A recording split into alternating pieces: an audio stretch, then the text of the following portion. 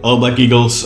We are going to have a live look at Gio van Bronckhorst's interview, or should I say pre-match press conference against for the match against Malmö today. Reason I want to take a look at this with you is because he has some interesting things to say about the game against Kasımpaşa, about the match tomorrow. So let's have a look together, shall we?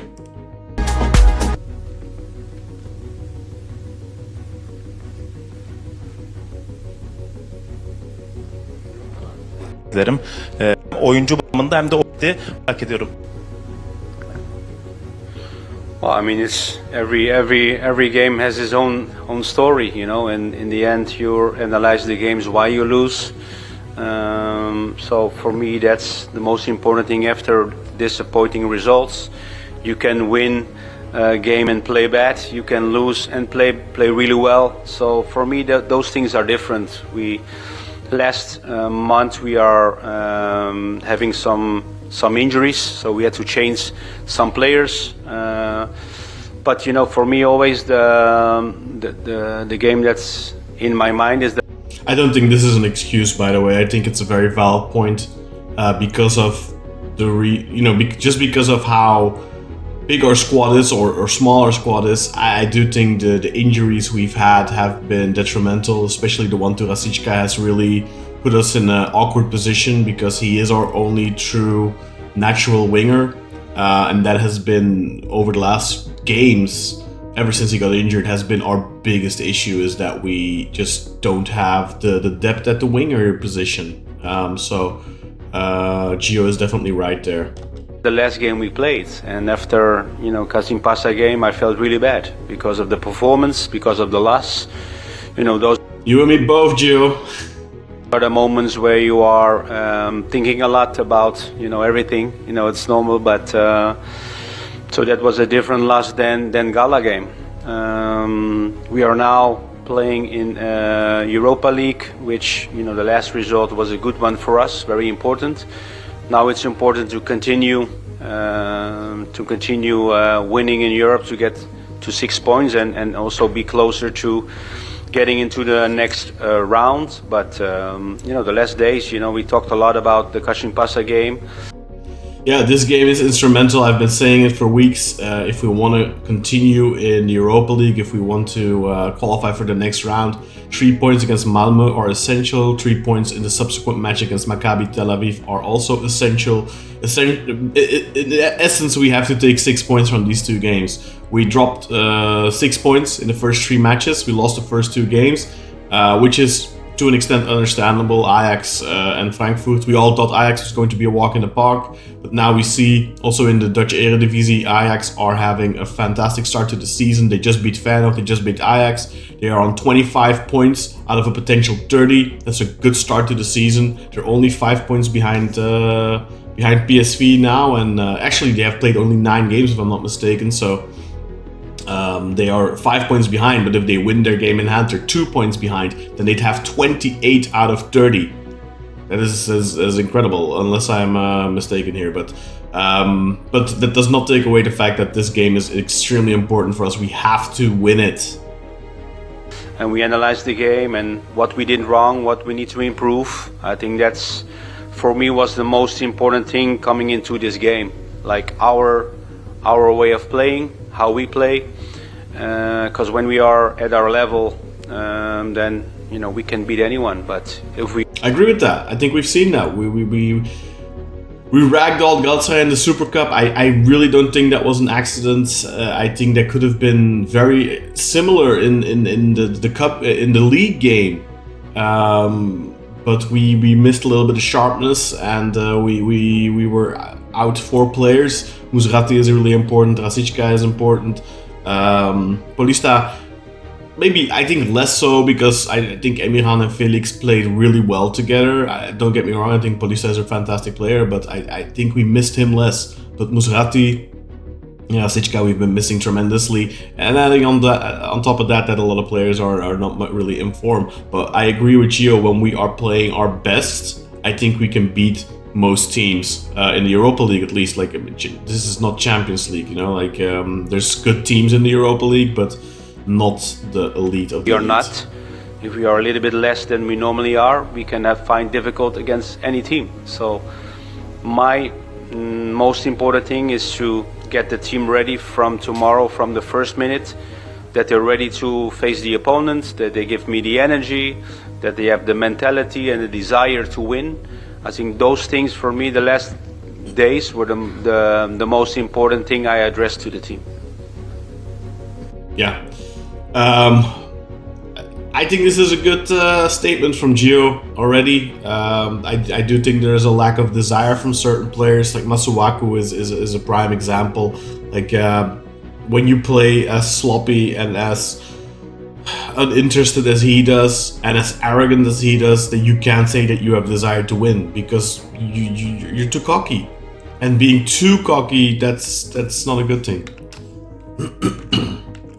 And let's skip the translation. We don't need that. Performans ama iyi bir galibiyet istiyoruz yolumuza. Geliştirmemiz normal oynarız ve gazla diliyorum. Thank you. Şimdi Fenerbahçe ve Galatasaray'a baktığımız zaman kadro derinliği anlamında Beşiktaş'ın eksiklikleri var. Yöneticiler de zaten devre arasında takviye yapılacağını söylüyorlar. Ana görüş santrafor bölgesi ve sol kenar. Buna katılıyor mu hoca? Mesela şimdi Immobile'nin bir sakatlığı var. Geride olan oyuncular daha genç ve They're kenar. basically asking about the squad depth and the window we've I had. think from the first day I came here, we knew we had to have a really big job to do because of all the changes. It's like we had to go back from our foreign spots. We need to change 28 players. We had to build up a new squad. So when you build up a squad, you're looking at the positions you need. I think we invested also a lot in our defense with our central defenders. Yeah, I think it's easy to forget how terrible we were at the back last season, how absolutely hopeless we were. It's easy to get stuck on we didn't get a winger, and that is of absolute valid criticism. But I also think it's so easy to forget where we were last season, how much we had to change.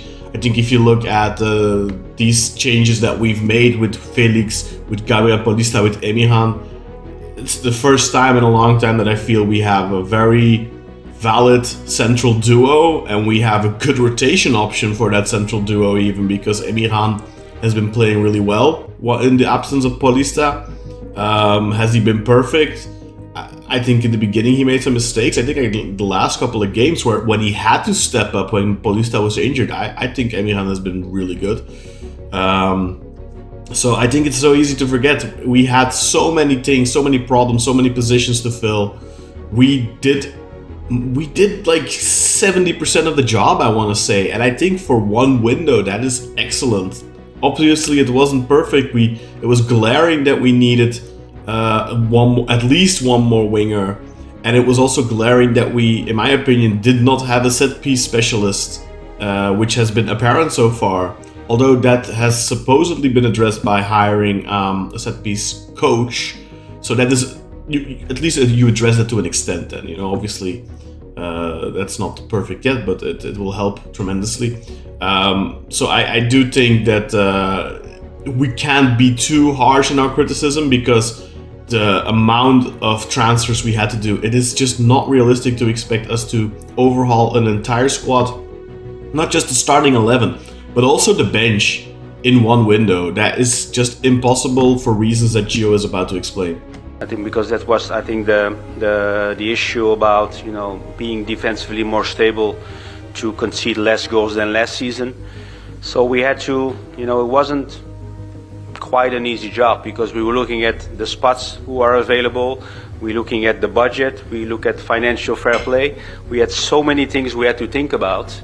So, and the striker, we bought, of course, Chiro. We had Mustafa as a young talent. We have Semi. We have Rafa, who can play there if needed. So that was our squad planning. As I said before, we are not finished in building the squad, because we had one window, and I think we did a really good job, everyone within the club, to get the squad we have now.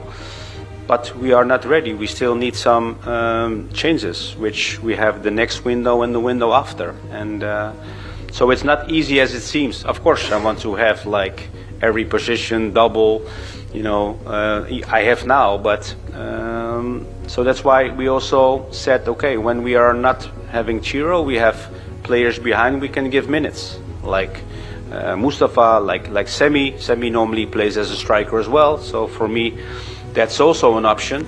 So I mean, I wish I could have done more, but we are restricted in finance, we are restricted in spots, so that's the reality we had and we faced in the first window, and now we continue with this squad and see if we can have a better squad at the end of the window in the winter. So that's everyone's job within the club to do.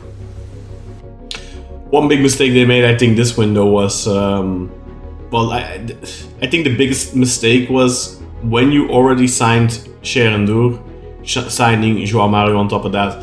Obviously, they were viewing him as an option for the winger, but I think it's very clear to see right now that he isn't the answer there. And in that regard, we have too many players centrally. We already had Onana and Ox that we weren't able to offload, or supposedly Gio wanted to keep Onana. Onana is completely out of the picture now, so that is a mistake, calculation error on the coach's front, if true that he is the one that insisted on keeping him. So that's something we need to offload. Ox, can't do much about that. He was very reluctant, was refusing to leave. He is supposedly open to an exit now in January, so that could open up 2 foreign spots. I think this doesn't apply to Gio, of course, but this board has had, of course, 2 transfer windows. The previous transfer window, they brought in Svensson, which I thought was a good move. They brought in Musrati, good move. And they brought in Mucci, which I think we all thought at the time was a good move. Unfortunately, that hasn't quite panned out so far. Mainly because also we brought in Rafa now over the summer. So that is a mistake, arguably, because they were going to bring in Rafa. But then again, if you're presented with the opportunity to sign a player of the quality like Rafa Silva, can you truly fault someone to do that? I don't think so. The problem is now that we are stuck with Mucci, who is also a player that preferably plays in that position, that we should move on, I think. I've said it in the summer. We have to sell either Mucci or Semi. We didn't sell either one of them. I think that's a mistake. So the big glaring issues from the summer transfer window, I think, is not getting rid of Onana, because there were offers for him. And while you have Ndur and now João Mario as well, so we have a lot of options centrally. And then, of course, not selling Mucci or Semi, preferably Mucci, I think. And then, of course, bringing in João Mario for the winger position, which clearly was wrong. Not that he's a bad player, but he just isn't a winger.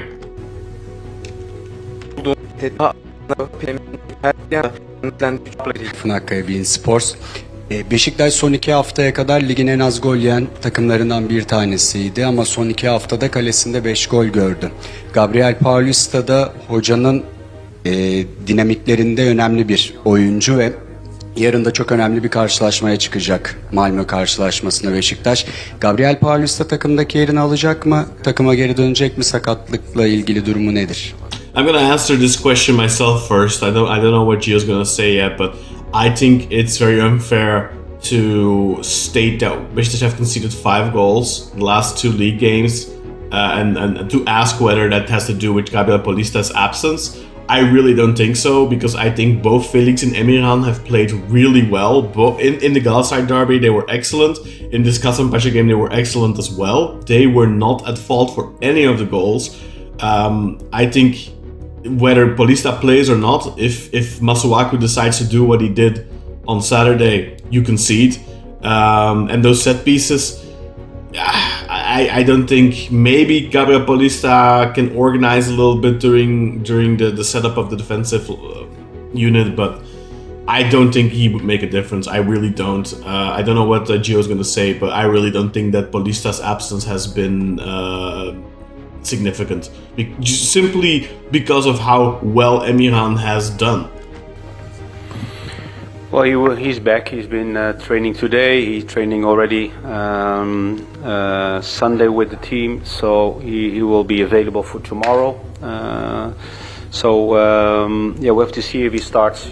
I can start with him. You know, of course, he's a very important player for us in the back. You know, with a lot of experience. Yeah, I still have one night to think about it, but I have more players to choose now, which is also good for me, good for the team. So I'm happy he's back. Rashica is back as well. So we're getting all our players back, and we have more players to choose from.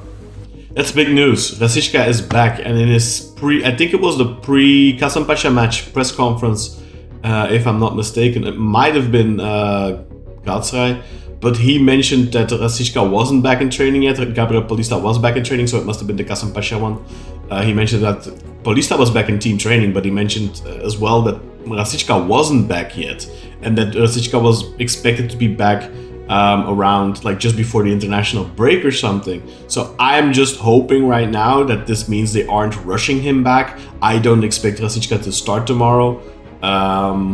But let's see. If he's back and he's fully fit, of course he should start, because you know, even without Ciro now, having Rashica back would be massive, because that means you can play Semi or Rafa as a striker, and you can bench probably you can bench someone. But the thing as well is, if you play Rafa as a striker, for example, that opens up the option for Mucci to play on the 10.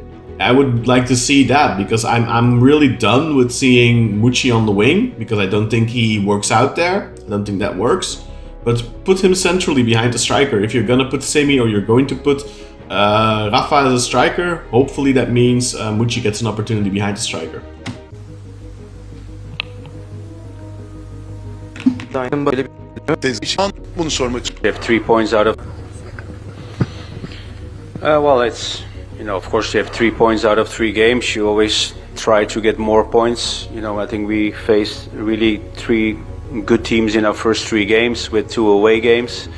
So that's you know, that's always tough. But as I said before, you know, the only game we didn't play well was against Ajax. We lost deservedly. Against Frankfurt, we play well, but in the end you don't win and lose also the points. And then Lyon, you know, we faced a really good opponent. I think we started the game not well, but we grew into the game and get 3 vital points. So you know, if we win all our home games now, you will have you have more points than 3. You have 6, 9.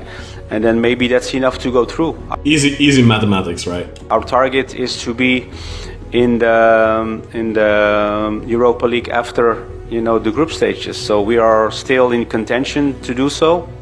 We have 2 more games than normally.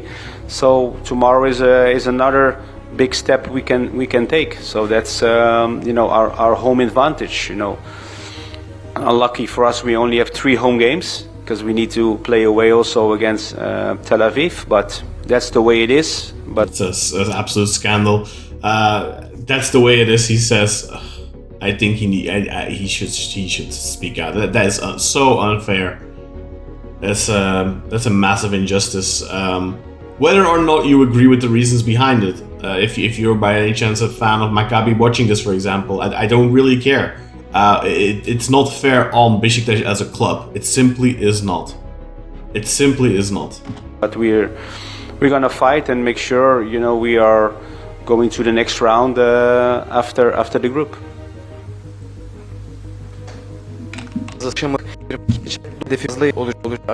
Kulübede olduğu son durum. You know, decision. Yeah, so 3 points after 3 games. If you look at the schedule, Ajax, Frankfurt, Lyon, it's not the worst thing in the world. Definitely not. Other than Athletic Club, I think those are our 3 most difficult opponents from the 8. We still have Bodo Glimt away, which I forget, which is also a tremendously difficult game. But we are fortunate in that we play them in December, if I'm not mistaken. And you might think, oh, how is that fortunate? That is like the middle of the winter and it's in Norway. true, but Bodo Glimt, the Norwegian competition is actually over and at that point, and they will not have played a game in a while. So in that regard, it's an advantage, I think. That's not something mentioned here, of course. I think Gio's analysis is very spot on. We played really bad against Ajax, he acknowledges that. We deserved to lose that game. Against Frankfurt, I think we did not deserve to lose. But, you know, they were efficient, we weren't. And then against Lyon, we didn't start well, but we grew into the game. That is exactly what happened. This is not a delusional coach talking here. This is somebody who analyzes the games well and has a realistic view on how we performed. I think I have yet to see Gio after a game talk as if he watched a different match than the rest of us. That's something you very often see with coaches who are under pressure. And Gio does not strike me as a coach who feels like he's on the verge of getting sacked or anything like that. And nor should he, I think, because the game against Kasımpaşa was bad. But a lot of the circumstances are not his fault. Of course, he made some tactical errors, but whenever you lose a match or you drop points, there's probably a sense of tactical errors. Football matches are like chess games. You can, but it's very hard to play a perfect chess game.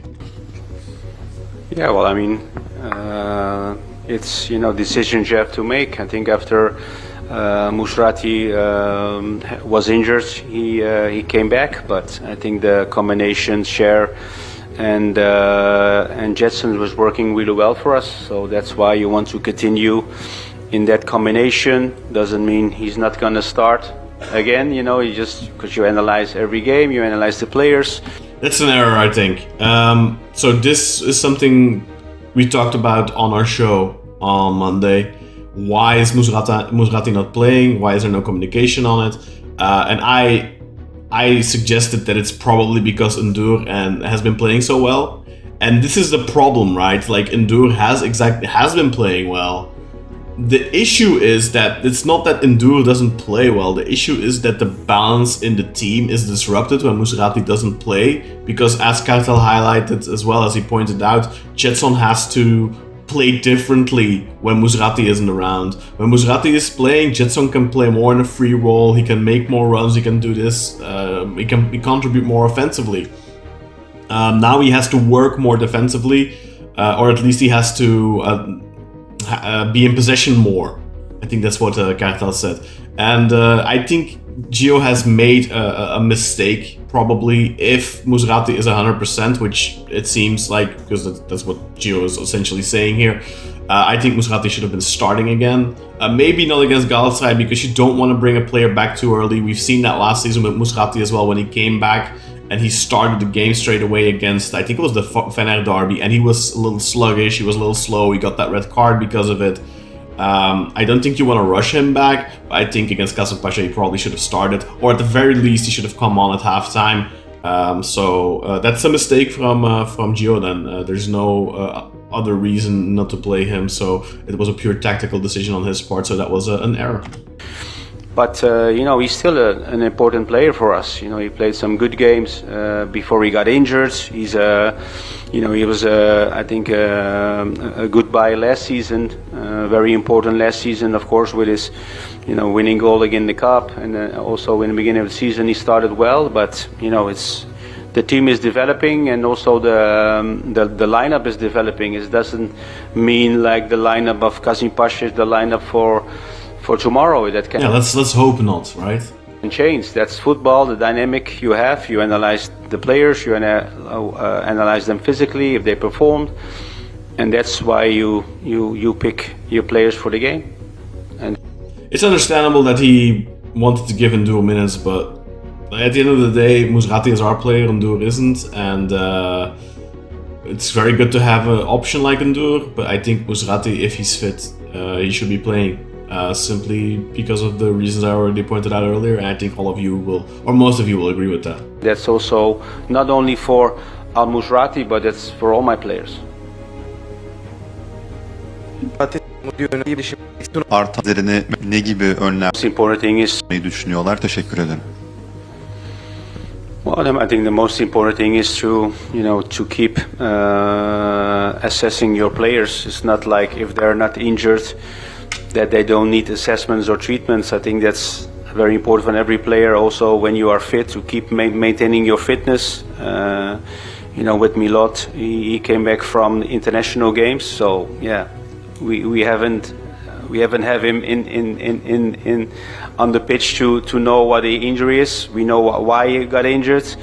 With Paulista, he had of course like a stretching moment where we had to save a counter attack.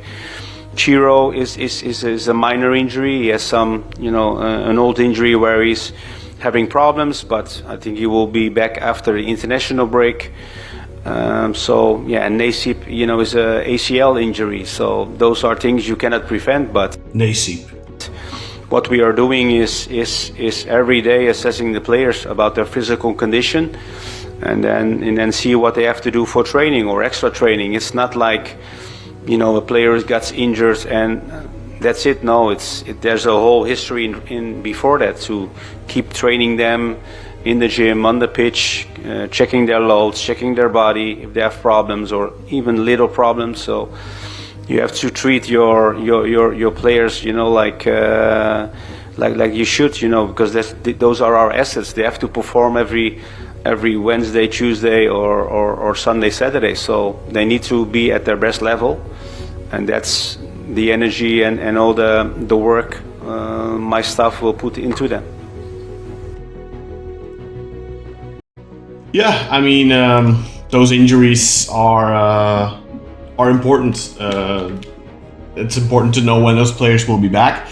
It's good to hear that Chiro's injury is minor. Rasička, he said he was back earlier. It doesn't inspire me with a lot of confidence what he's saying right now. It doesn't seem like they're super confident in him yet, so I don't expect him to play.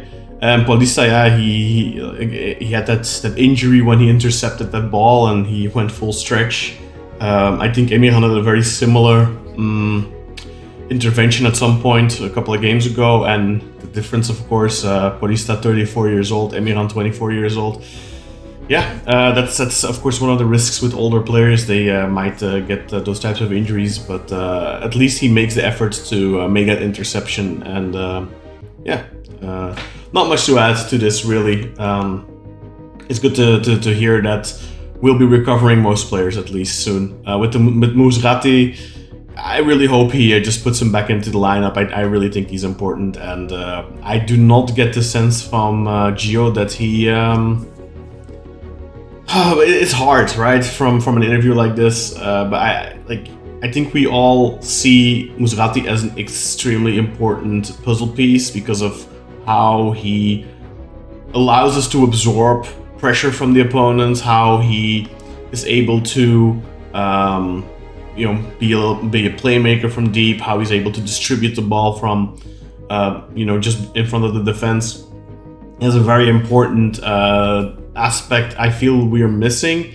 It's not something that Gio is highlighting here at all, but at the same time that might also be because he doesn't want to take away from Ndur's good performance. So, Bir şekilde sakatlık sonra saklanır. Varsa Hiçbirini sakatlığını istemez. Yani son bir ay içerisinde sakatlanan oyuncular için soruyorum bunu. Immobile de dahil. Elinde bir mucize olsaydı, bir tane şansı olsaydı hangisinin sakatlığını engellemek isterdi? Hangisi daha çok oyunu etkiledi kendisi adına? Yani oyuna dair planlarını etkiledi. If I have a chance a miracle, I would change somebody's life who's life-threatening. So not football player, someone who has, disease when he has not long to live. I think that's more important. I think this is a fair question from the journalist, though. If you could pick one player who's been injured lately not to be out, who would it be? And then Gio kind of goes into this. That's just answer the question, Gio. Come on. For me, then players, because we have a contact sport. We get injured. We are 2-3 weeks out, maybe more, and we are better. So, if I have a miracle, I would use it for someone else for sure. böyle bir That's dodging the essence of the question, I feel like. You should have given a better answer there. şansım da geri Sanıyorum son soru. Başka soru var mı? Last question. Efecan Öztaş Fotospor. Başarılar dilerim Oh, öncelikle. Ötürü. And they give it to a guy from Photosport. Dear God. What's that gonna be? Is Besiktas going to sign Cristiano Now it's, Ronaldo? of course, we had such a good run with less best defense, and then we get praised, and then we have good defense, and now we have 2 games where we conceded 5 goals, and now we have to change. It's somewhere in the middle. I'm not happy with the goals we conceded, not with the set pieces against Gala, not the way Kashim Pasa scored the last game. So I'm not happy at all about that. So we analyze that, and we have to improve. I said also to my players, I don't. They're human, so we cannot blame them of something that is human nature. We all make mistakes. I make mistakes, you make mistakes. The only thing we have to do is when we make mistakes, we learn from it. So that's what I thought. That's the most important thing. Learn from. I feel like Gio has done that, by the way, because I think one of his biggest mistakes so far as a Besiktas coach was the Ajax game, where I think he played very conservatively, with way too much respect for the opponent, did not play to our strengths at all, completely adjusted himself to the opponent. And I was afraid that was going to be the norm, that he was going to do that again Lyon away, that he was going to do that again Galatasaray away, and he didn't. Against Galatasaray, he played with a lot of bravado. We dominated them on their own pitch for the most part. We didn't create that many chances, but still, we took the game to them. Against Lyon, I think we underwent the game, especially in the first half, but that is purely because of how much more quality they have than us. That is, like, the quality difference between us and Lyon and between us and Galatasaray is much bigger, I think. But we grew into that game, and we eventually found a way to win that. So I think the biggest mistake that Gio made, he learned from that mistake, and he has not repeated it. So kudos to him. The situation you had in the games, and next time it's the same situation, you should act differently. That's the message I got to my players, and continue working hard. That's the foundation in being successful. Keep working hard, keep supporting each other, keep helping each other, keep coaching each other. Be a strong team, and then our individual qualities will win the games for us. But football is very complicated. You have to take in so many things you have to think of. But when you're on the pitch and everything goes by itself, you're in the flow. Everything seems like so simple, and the moment you start thinking, you're like, everything will be difficult in games. So we need to get back to do the same rhythm we had. We've showed so many times this season. That's for tomorrow again important, because we play against a strong team, physical strong, they can run. Their season is already ending. They're the champions, so we have to be there to get the points, and that's our main focus at the moment. Yeah, don't underestimate that game tomorrow. It's going to be a very tough one, I think. I believe this was the last question that Gio was asked, so I'm just going to check quickly before I start talking. Alıyorum ki yok. Teşekkür. That was the last question.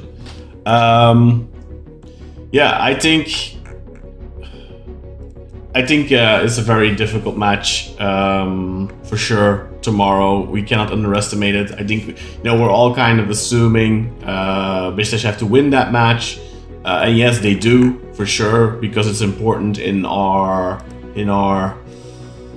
season. It's going to be extremely important in our season. However, it is not going to be an easy one. It's not because we have to win it that it's easy to win it. You know what I mean? Like, it's a very difficult match. It's Malmö. They just won the league. That may create a sense of, oh, well, they won the league, so it should be easy to beat them. They're already checked out. I don't think that's going to be the case at all. I think it's going to be an extremely difficult match for us. especially given the circumstances as well of the players we are missing. Ciro is a very big loss for us. Fortunately, it's only short term.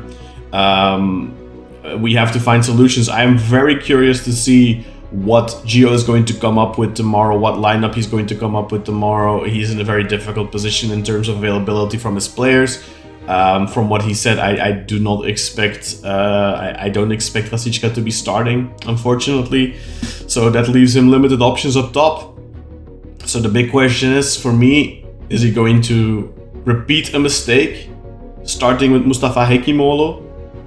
I think that was a mistake he made against Ajax. I think bringing him on against Kasımpaşa was a mistake as well. I hope he does not repeat that mistake. He just highlighted how important it is to learn from mistakes. So hopefully he has learned from that mistake and he is not going to bank on Mustafa. I'm sorry for Mustafa, but he's not ready. That's just the way it is. So tomorrow I really hope we see Semi. I really hope we see Rafa up top. And then I think the most prudent thing for him to do is he needs to bring Musrati back into the lineup. Maybe put João Mario, Mucci and Semi, or João Mario, Mucci and Rafa behind the striker and then Semi up top.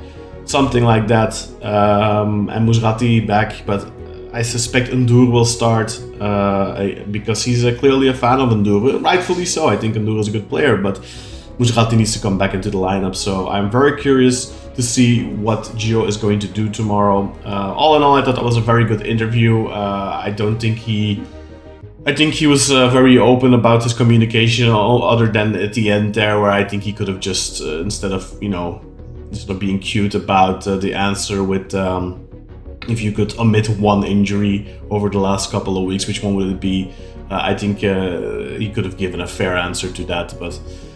On the other hand, if you do that, then you're kind of publicly throwing the players under the bus that have been playing in that position over that time. So like if you say, oh, well, I wish Rasička wouldn't have been injured, then you're kind of saying, well, Semi, Mucci haven't delivered. Which is true, of course, but I don't think that is something that a coach has to say publicly. That's something you say internally. That's something you discuss internally. You let the players know when you're happy and when you're not happy with their performance. And it's not something you have to put out in the ether. Anyway, thank you for watching this video. Let me know what you thought in the comments about Giovanni van Bronckhorst's thoughts, whether you agree with them, whether you agree with my thoughts on them or not. And don't forget to like, comment, and subscribe to our channel, and go and check out our Patreon page if you want to support us, patreon.com/Beşiktaş podcast. Thank you, bye bye.